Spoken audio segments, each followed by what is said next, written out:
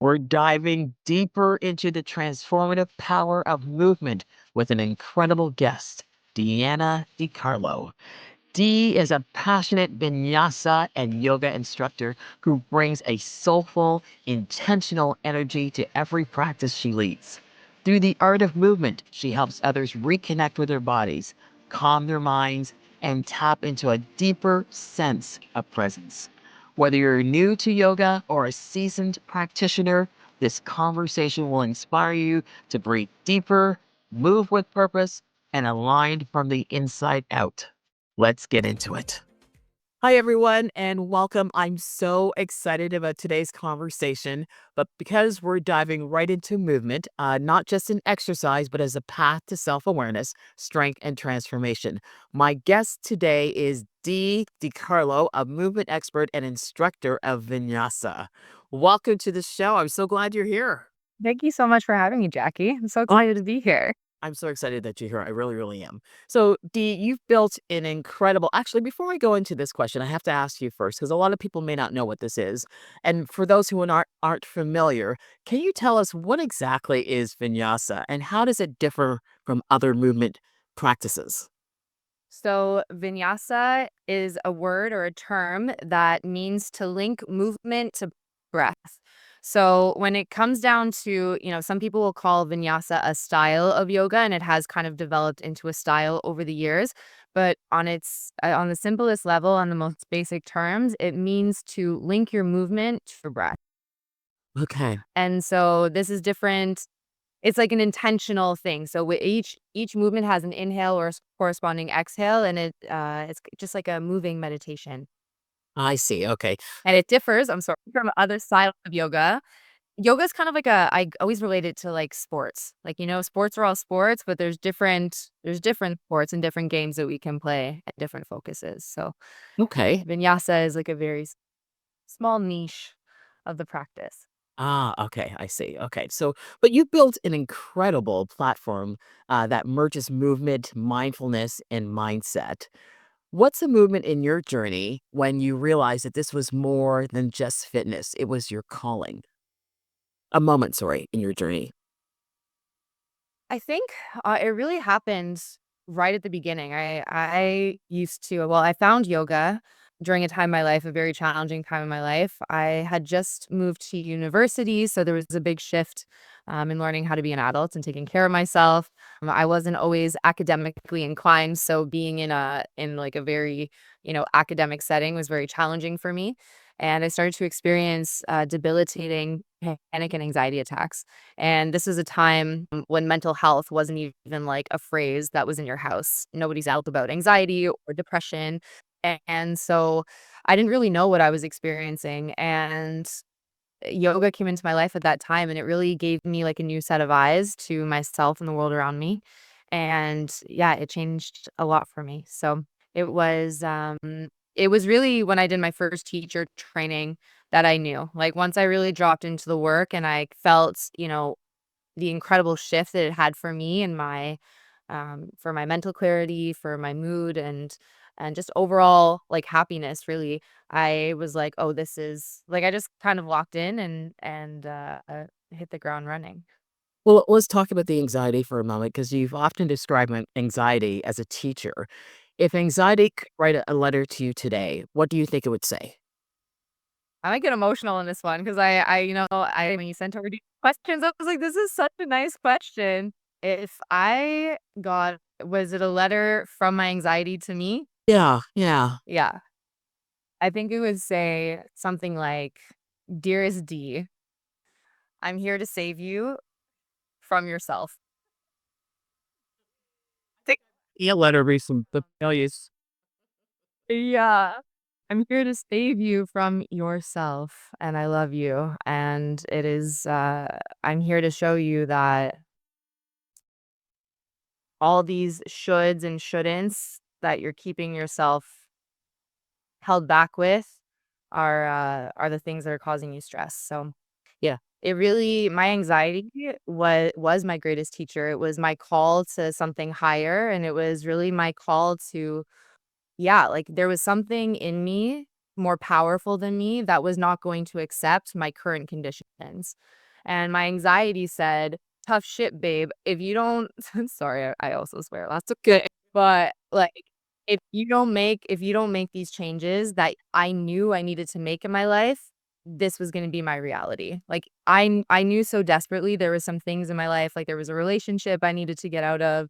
Also, there was a lot of like had mentioned, happening in my life. I had just moved to university. I just started working at, Bell Canada. I had my very first full-time job that summer. So there was a lot of, like, new things and a lot of, like, pushing my limits that was already happening, and then a lot of other stressful things too in my personal life. My grandmother, who was like a mother to me, had a stroke that year. So there was like a lot of like stress in my life, and I just, like I didn't really understand what that was. I didn't realize that all these events in my life could put this like, this weight on me, Yeah. this invisible and have such an effect. So I started to experience, I had been ignoring my intuition. I had been ignoring my higher self, and not doing the things like really being avoidant and not doing the things I know I needed to do in my life you know, to move forward. And I just started to accept things. I was like, oh no, I'm just going to accept this relationship because maybe this is what God wants for me, or I'm just going to accept that like I was accepting things I didn't have to accept, and my body just said absolutely not. So whether it's your subconscious or God or something else, it was just, and really it called me to yoga, and it really gave me a new set of eyes. I had to change my diet. Everything had to be like no coffee, no caffeine, no spicy food, which I love coffee. I love spicy food, you know? And so I couldn't have any of those things. And it really, at an early age, I think, how old was I at the time? I think I was only around 18 when all of this started happening. And so I didn't have the tools to help myself back then. And so I always gravitated towards movement because as a kid, that's what, I grew up having ADHDs from and diagnosed from a young age. So movement has always kind of been like a non-negotiable for both myself and those around me. Well, you know what? What's interesting is you talked about God earlier Mhm. and your higher self. So Mhm. was there a moment in your journey that looking back feels like divine intervention where everything just clicked? I think it's like there's like a there's like an evolving and a rolling effect because, the anxiety was that first call and that first push. It pushed me into my first 200-hour teacher training, and I really had it's funny because every yoga teacher I know goes to do a yoga teacher training. Like, "No, no, no, it's just for me. It's just for me. I'm not going to actually teach." And then they all end up teaching because it's like you have to, after you feel the effects in your own self, you're like, it truly is the closest thing to magic you will ever experience in your life, and it comes through you, and you get to feel it and experience it, which is why I think it's, like, so powerful. We all end up sharing it. So, I going through that first 200-hour teacher training and a couple other experiences, like, the profound effects that I had in such a short amount of time, I Yeah. was just like, "No, like, people need to know about this. Like, people need to know how capable these bodies that we're born into." And I think that this society in general has a way of pulling ourselves away from us and from our center and questioning what we know to be right and good for us, and putting all this doubt. So in yoga there's actually a term, it's called pratyahara, and it means to withdraw your senses, and there's many interpretations of the word, but it's to, not look outside yourself for the answers because everything we need is already within us and waiting to be tapped into. So true. So if someone met you before you started this work, what's the biggest difference they'd notice about you today? My God, it's such a hard question to ask. I don't know. I Well, I see so much self-confidence in you. So honestly. No, babe, it's just delusion. Really. It's the delulu. It's how we everyone's like, "Oh my God, how do you?" I'm like, "No, I just don't think. I just go." You know? But, confidence is, I think, built through consistency, and it's something like I was not a confident person growing up because of the experiences I had in school and in my fundamental years, like, having a learning disability and, needing extra time, and yeah, there was always, like, a theme of, like, not really fitting in, Yeah. and it caused me a lot of stress growing up. So, the confidence that I think people see within me is, it's a consistent practice. Like, when people are like, "Oh my god, like, you're teaching, the way you teach, the way you articulate," it's like a muscle like everything else, it's Y practice. yeah, And yeah. so I say that to my students too, like, I know that um if I know that if I'm not doing the things I know that I need to do to feel good about myself, is when I'm gonna be the hardest on myself. It's when that inner critic comes up because I'm not keeping my promises to myself, you know? And when I keep my promises to myself when I show up, even if that means I'm showing up on my mat for 5 minutes and it's not a full hour or an intense workout, as long as I'm showing up and I'm keeping the routine, it's like this inner trust that we're building with ourselves that is just like you just and I think it changes everything, right? It's like not about other people. It's just like that you have you. So at the end of the day, not like, yeah, no one's coming to save us, It is us. We can have support and we can have help and we can have, guidance, but at the end of the day, like we have to will it from us to make change. So Well, I was gonna say, what's your greatest anchor? I don't think you need one, but what's your greatest anchor? And in terms of what's the one thing that's always brings you back to yourself? it's I don't know. Well, first of all, when I'm like super overwhelmed, I need a bubble bath. I need like a really hot, like gonna sear my skin off, like needs to be and like in the hot water to here Yeah, for at least an hour. That's always water has always been like a really powerful tool for me to anchor myself. But I think I really let myself go through the process, and that was another thing that anxiety taught me. It was like the more I tried to push it off and fight it off, the worse it would get, and, yeah. you know, the moment I started to, like, get brave and be like, "You know what? Just do your worst, okay? Like, I'm ready. Just do your worst." I would turn and I'd face the dragon, and it would just, like, disappear. So, I try to carry that into everywhere in my life. Gonna face the dragon, it disappears. Agreed completely. You know, when you talk about your bath, the same thing with me, the water. Something about water instantly Mm. brings you or connects you. And it connects me to my higher self and puts me in a state of relaxation completely. And I think better in water. I submerge myself, right? And I just think better, honestly. But if your younger self could see you now, what do you think that she would be most proud of? Oh, I think my younger self would just think I'm so cool. Yeah, I think she would just be like, "Oh my god, we did it." Like, truly, because I think, there was a long time I had this, like, pipe dream of, like and I didn't really know how to put the pieces together. Like, I knew I wanted to teach and share yoga. I knew I wanted to travel the world. I knew that I loved creating art and, bringing art into my life in as many ways as I could. I just couldn't find, the way to put it together. And so, yeah, I think younger D would just be like, "Oh my god, we did it." Because the younger version of me was just so full of doubt, so full of like, I don't know how I'm ever gonna do this. I never thought that I would be an entrepreneur. I never thought that I would be capable because of, my experiences and go like, not being super strong student and all these other things. So yeah, I think she would just be, like, insanely proud and be like, "Oh my god." I think she'd be shocked, honestly. Did it by herself? Okay. We did it by ourselves? Yeah, we always have guidance, you know what I mean? No, and we never do like, I can't say that I do everything by myself. I have a lot of help. I do have a team now, and, I have mentors that I lean on and I reach out to and I cry to, and I'm like, "I'm freaking out." But, Well, we did it. considering everything that you've done, we can talk about that in a bit. What's a practice that you would recommend to someone who feels like they're drowning in self-doubt and they're letting their anxiety get in the way of achieving their greatness? It really, it depends on the person, I think. I think self-doubt needs to be eradicated through consistency. And that doesn't necessarily need to be a workout. That doesn't necessarily mean to be like I had mentioned before. It's just setting yourself up to keep promises to yourself. So whether if you want to go for a walk with your friend in the morning and have a coffee and you maintain that appointment, you're going to feel good about that.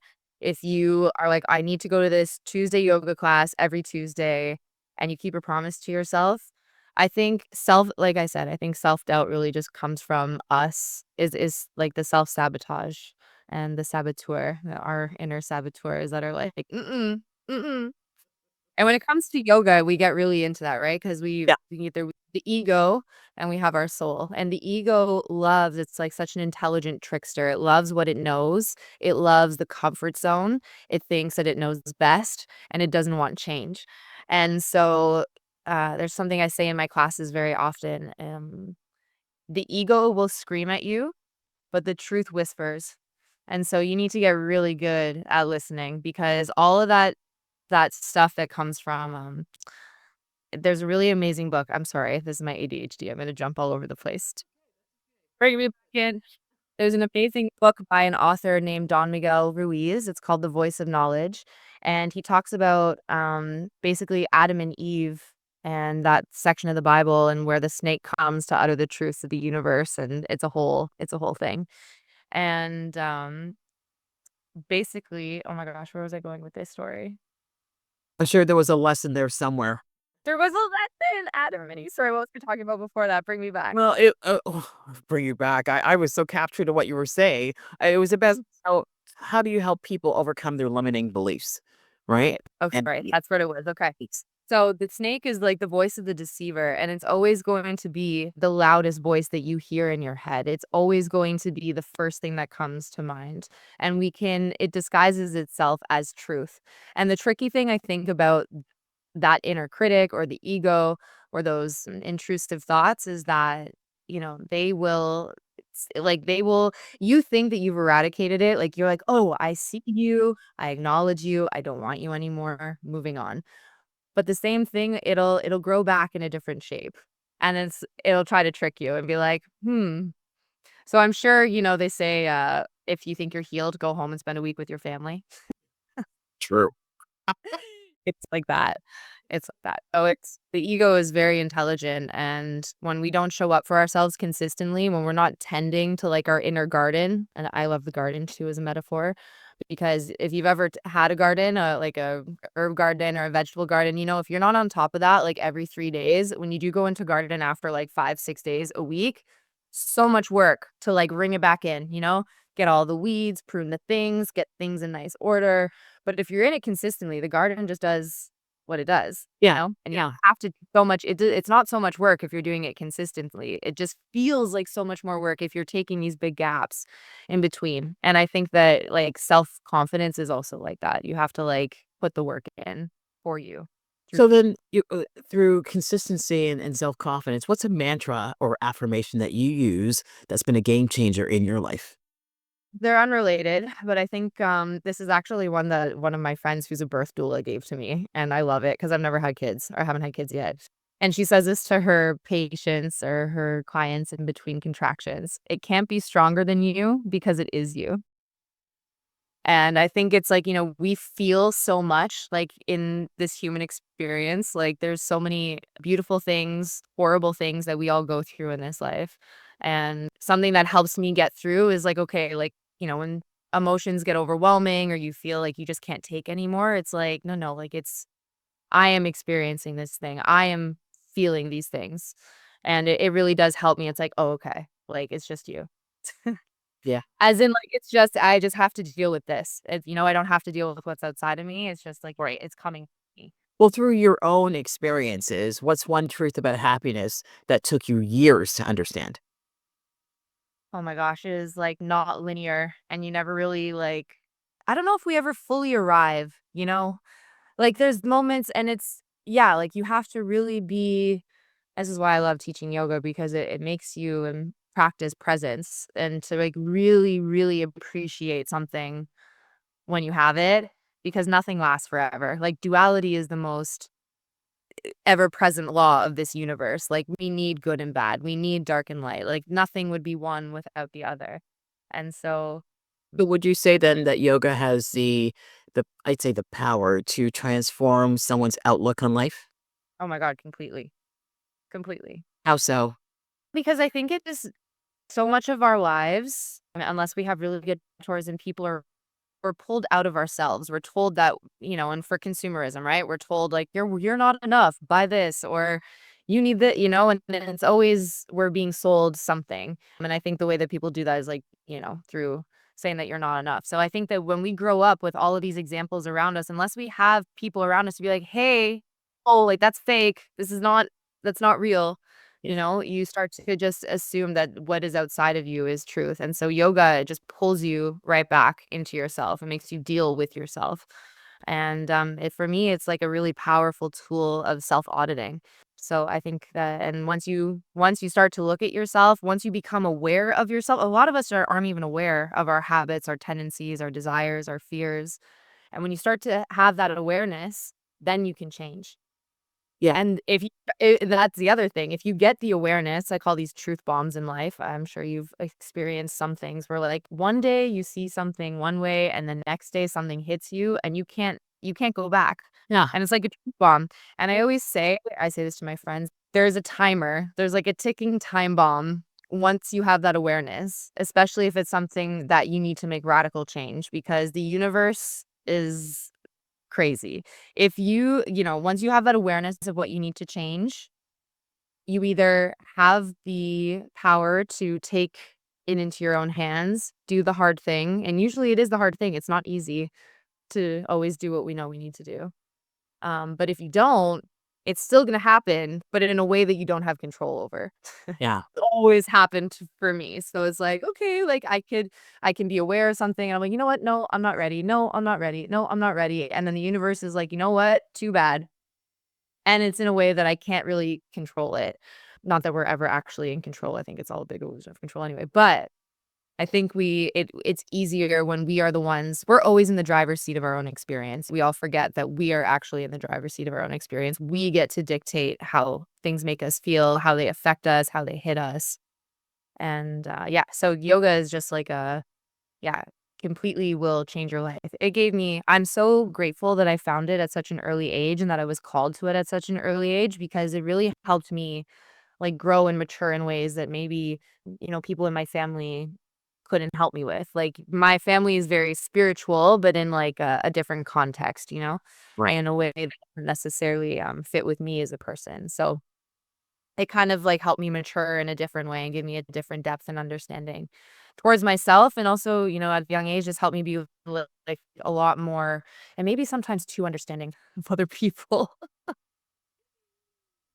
But now that I'm deep into my 30s, I'm like, "No, no, we're not gonna be so understanding anymore. We're to be kind, but with boundaries." That's right. The couple of things you said about where you are today, it's great that you were able, because some people aren't able to push the anxiety out of the way and overcome that to be able to achieve what you're able to achieve.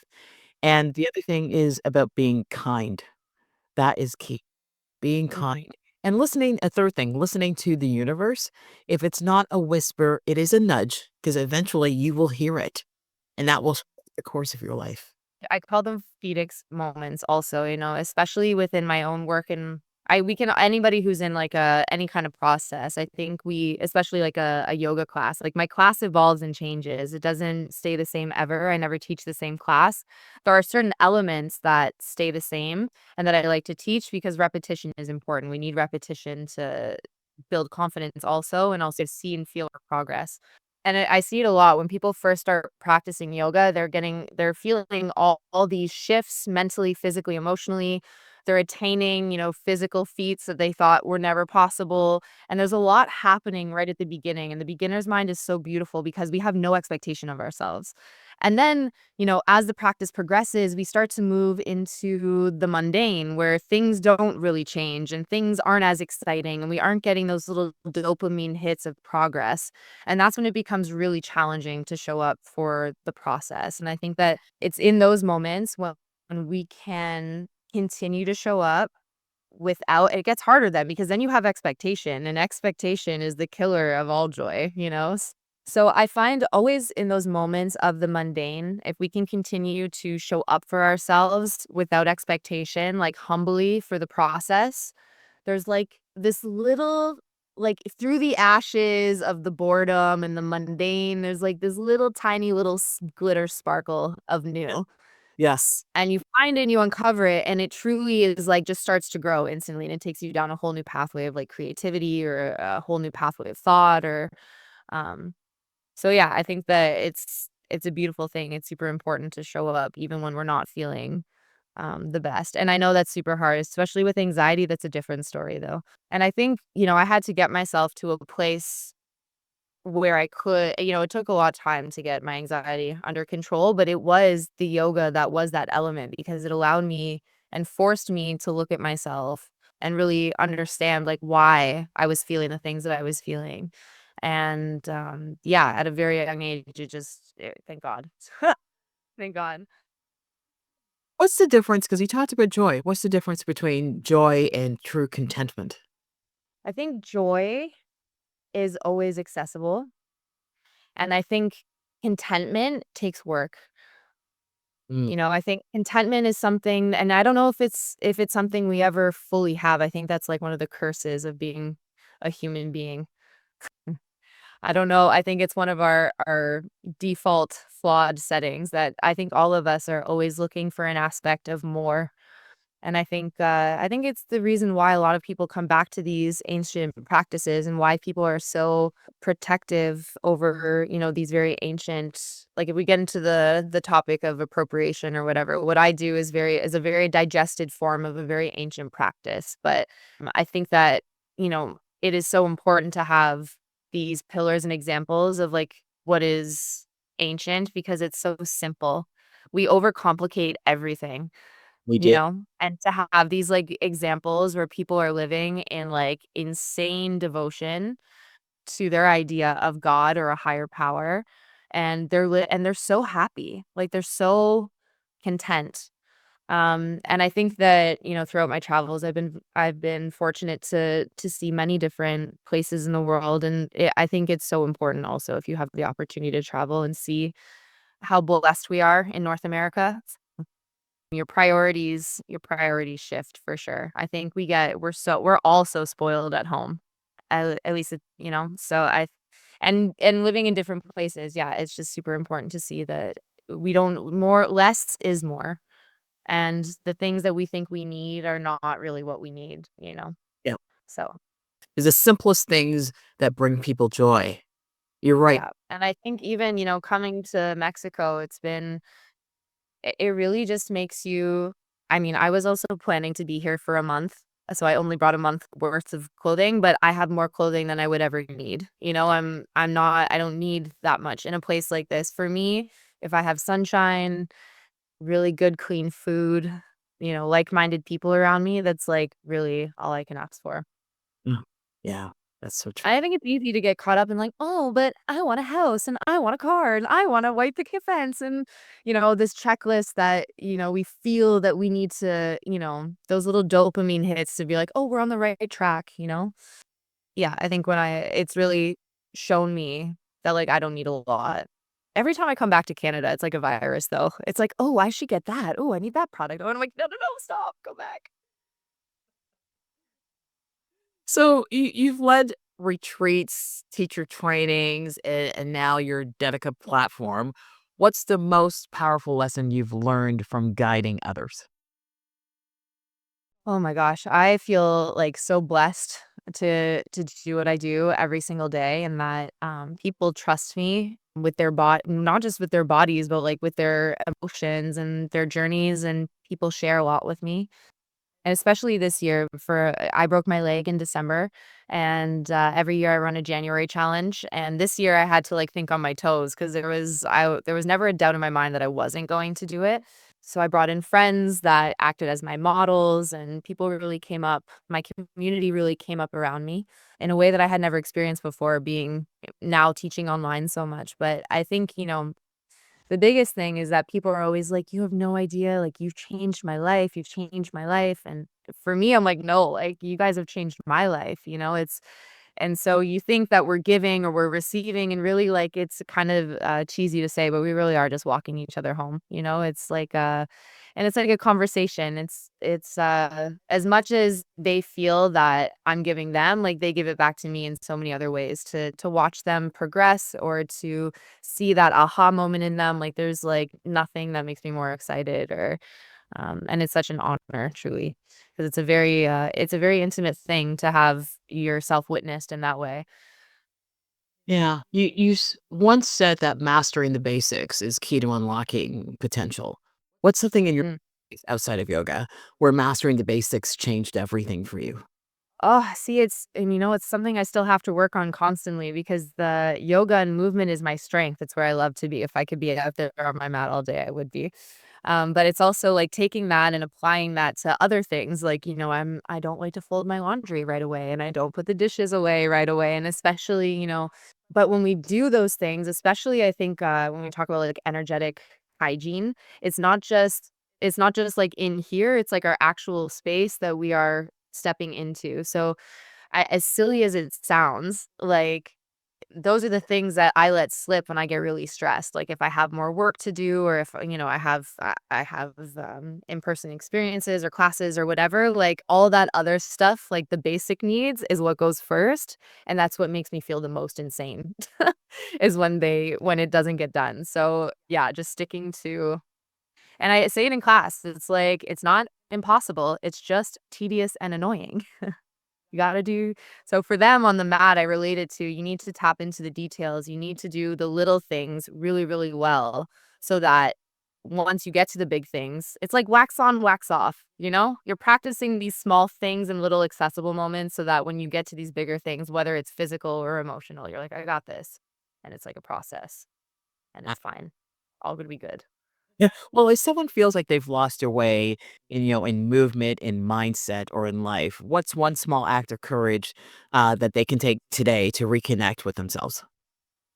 Radical acceptance. Radical. Yeah, like, you just it's okay, like, we're no one is meant to be perfect, and actually, I've been having this conversation with a lot of my female students recently where they feel so guilty because, they can't be consistent, they have a really hard time sticking with something forever, and I think as women, it's very important for us to remember that we are not constant. We go through every season in a day, in a week, and then in a month. Like, we are constantly, changing. Men wake up with the same clock, they are constant. Like, every single day, they're constant. And I think it's really important because I think we can get really hard on ourselves as women, like, when we're, like, trying to be perfect and do it all, and it's like, no, we're not meant to do it all. We're meant to work with our own cycles and seasons and make all our energy work for us rather than against us, you know? Just catch yourself and it's okay to stray. It's just what matters is that you come back, and like whatever that is. And I think truly like all of us get to the point where we've had enough of our own shit and we're just like, okay. And it's annoying and you're like, oh, I'm here again. And oh my God, I can't believe I let myself get here and blah, blah, blah. Just keep it pushing, Eh, you know? And I well, think it's super important too, like that loudest voice is a liar, it is an intelligent trickster. So also yoga makes you very aware of the way you speak to yourself. And I think that was like the biggest thing that I learned when I was a beginner is that I really was not kind to myself at all. mm, And that is the work, right? Like what is contentment? Contentment is batting away all that isn't yours over and over and over and over again until it is you. Something is always going to be thrown at you to try to push you down, to hold you back, and it's just this is work. It's just like you're just wiping the slate clean over and over and over and over. And it never stays. It never stays clean. Do you have kids, Jackie? I have fun. I do. Okay. Okay. So like you clean the house 10 minutes later. It's constant. You're right. Yeah. Yes. It's like never ending. And Eh, then also accepting that it's never ending, like you take a little bit of pressure off of you. You're just like, okay. Or at least I'm getting to that point in my life now where I'm not as affected by it. I'm just like, okay, that's new. But no, for me, it took me a long time to get to that point. But it was just like a couple of years ago where I said, okay, you know what? Does it really, really matter in the grand scheme of things? No, it doesn't. Yeah. I'm my biggest critic. Yeah. Right? And I heard that voice being the biggest critic to me. And I just said, Mm. "Oh, you know what? You're not doing it anymore. Enough." Yeah. I hear you. I hear exactly what you're saying. So my final question to you, what's one message today that you would love for people to walk away with? Well, I have a couple. One is that you are always in the driver's seat of your own experience. You are the queen of your own queendom, and you get to choose what stays and what goes. And also, it's never too late, but sometimes it is too early. So, like, trust the timing. Don't be live in regret that, woulda, coulda, shoulda. It's just, and also time takes time, and good things take time. Yes. Those are my little tidbits. I'm telling you, when you said that, it just hit me because it's true. You're right about timing. Sometimes it happens for a reason, the way that it happens, and just Mm. let it go the way that it should. There's this thing I also say in my class where it's like it is so important to believe to achieve, but you don't wanna grip it. You have to hold your intention in an open palm and stare at it and be like, "You know what? One day maybe I will grab you, but I'm okay with just looking at it." Yeah. And that changes everything. It just takes off the pressure, and you know that, and that's the other thing about consistently, like, you are inevitable. Like, you put in the work, you are inevitable, you know? And never giving up. Matter of time. Yeah. Never giving up. You can slow down, you can modify, you can change course, but don't quit. So true. Dee, please tell me, where can everyone reach you and see you? I know you're all over, but just for those that don't know, please tell us. You can find me on Instagram at Dedica, Dedica, which actually everyone always asks me. It is a Latin third form of dedication, so it means to dedicate, but it conveniently is a little bit of my first name and a little bit of my last name. You can find me, it's Dedica, Dedica.live on YouTube. I have a bunch of free classes and short flows for people to try. And my main platform is Dedica.live. I have over 400 classes, short flows, tutorials, meditations, all the things to tap you in and unlock your superpowers, because I really do believe that these bodies that we are born into are incredible machines and instruments of understanding. So we already have everything. It's just waiting to be discovered and tapped into. Thank you so much. Thank you again. It was a pleasure to meet you, and thank you for coming on my show.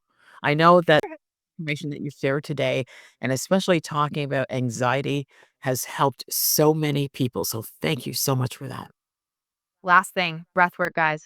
If you need to like shift anxiety, 2 minutes of deep breathing will change your life. True. Last one. Very important. Breathe. Very much. Thanks, Jackie. What a beautiful and grounding conversation with Deanna Di Carlo.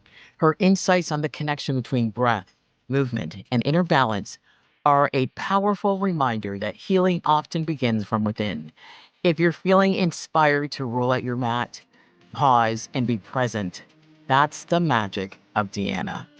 Make sure to follow her journey. And if you love this episode, please remember to rate it, review it, and share it with someone who needs a little extra light today. Until next time, stay grounded, stay curious, and keep exploring the different facets of happiness. I'm Jackie Denise.